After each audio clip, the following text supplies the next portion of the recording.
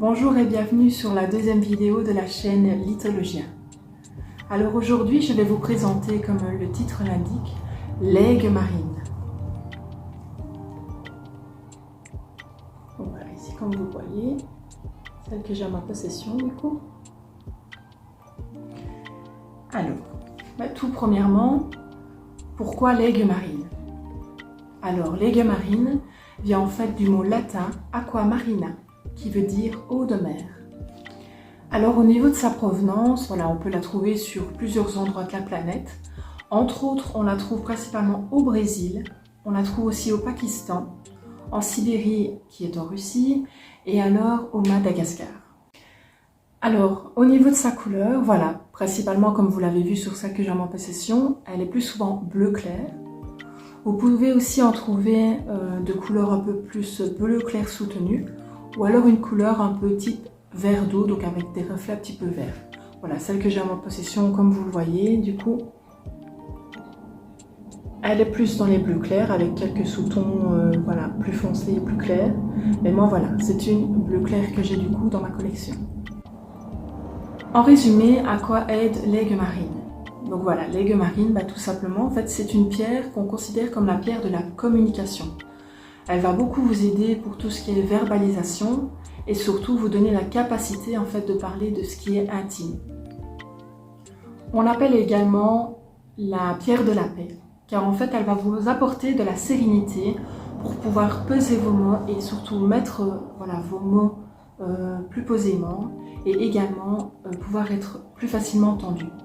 Elle va également vous aider à développer votre force créatrice.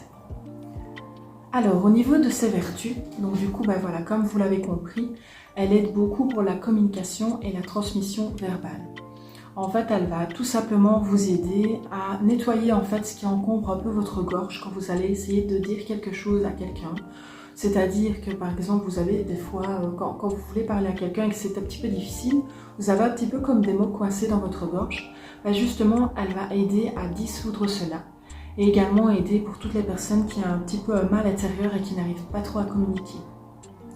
En fait, elle va tout simplement dissoudre les non-dits et vous donner l'énergie nécessaire en fait pour les verbaliser.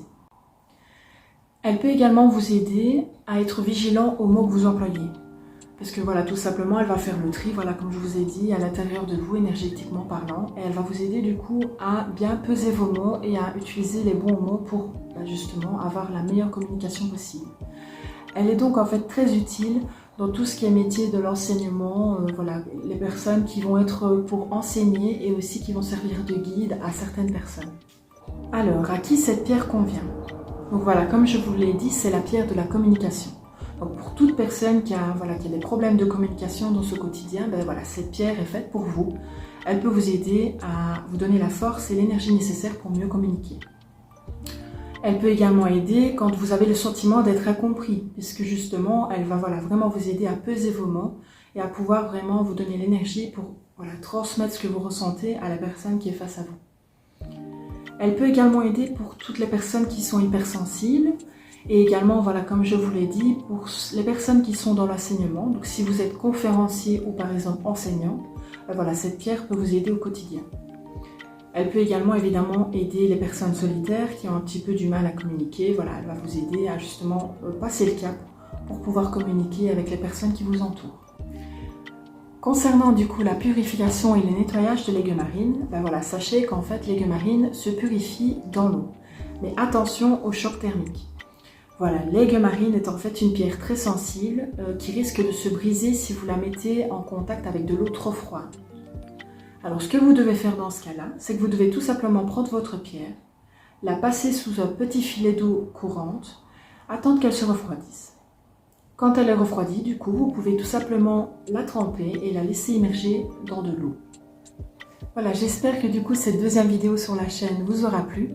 N'hésitez pas du coup à donner votre avis dans l'espace commentaire, de peut-être si vous le souhaitez me suggérer des pierres que je pourrais présenter lors de prochaines vidéos.